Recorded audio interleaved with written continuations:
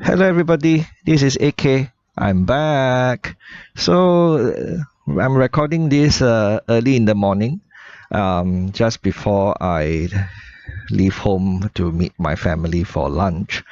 Um, Last night or yesterday, I had a blog post on my plan for my CPF account, and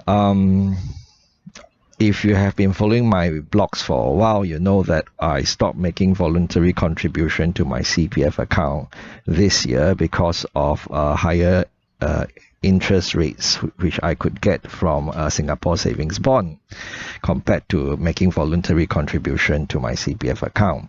And there were people who suggested that I should continue making voluntary contribution to my CPF account. And one of the reasons is because if I were to continue doing that for just a few more years, I would become the youngest CPF member to have $1 million in his CPF OA alone.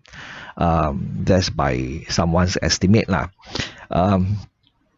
So the thing is, I already have $1 million in my CPF account, but that is a combination of money in my OA, SA, and MA, right? I achieved that several months before I turned 50 years old.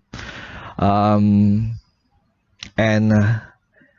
that happened naturally naturally, in the sense that it was through mandatory contribution and also through voluntary contribution and through OA to SA transfer, and then of course all the interest earned paid by the CPF over the years, and I hit $1 million in my CPF account before I turned 50 years old. Okay, there's nothing natural about that. Yeah, but that happened, right? And I believe in hitting the full retirement sum, or what was known as the minimum sum, in the special account ASAP. And I also believe in maxing out our Medisave account to the prevailing basic healthcare sum, the BHS.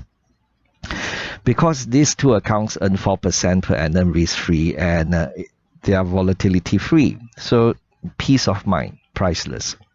These are really safety nets, right? The special account is meant to fund our retirement. You become an annuity later on in life.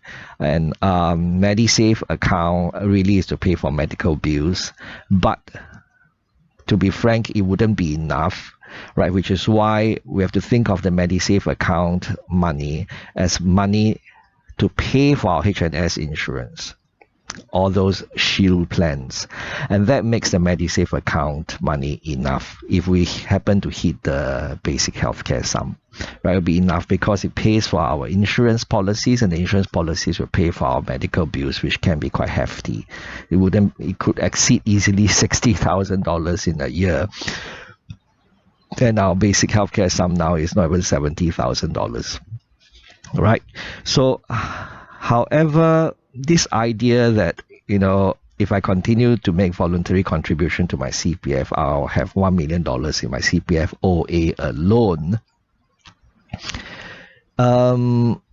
isn't something that is very appealing to me, because having $1 million in CPF OA alone has never been a goal of mine.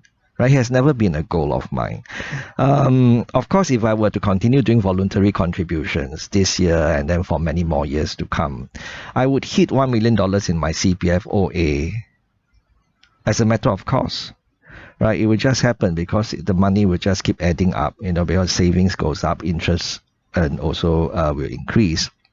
So it will happen as a matter of course, right? So regular readers of my blog, if you have been reading my blog for a long time, know that I thought of using the CPF OA as a high yield savings account. I thought of that before, but that was several years ago. That was when interest rates were very low. Now it isn't as attractive an idea, right? 2.5% per annum on a savings account. And so don't see any big incentive, right, to continue doing voluntary contribution to my CPF account, especially if it is just to hit $1 million in my CPF OA, right? And being a retiree, I lack an earned income and I lack mandatory contributions. So it means that I have I don't have as much resources as someone who's working, right? And so for me to hit $1 million in CPF account, for me to make that a goal, it has to offer me a very attractive incentive, monetary incentive. I have to be very pragmatic about it. It has to be an attractive monetary incentive. Otherwise, why do it in the current environment and where interest rates are likely to stay higher for longer? Right? Why continue to make voluntary contribution to my CPF account? I don't see any good reason, and but I continue to believe in hitting the F.I.R.E in our SA because that makes 4% per annum, risk-free, volatility-free, is a safety net. I continue to top up my Medisave account whenever I'm allowed to, because also 4% interest rate, risk-free, and I blogged about this recently. But I simply don't see any good reason to hit $1 million in my CPF OA. Yeah, just early morning rambling. And I'll leave links to the relevant blog posts in the description box below. So just AK talking to himself. Have a good Sunday. Bye-bye.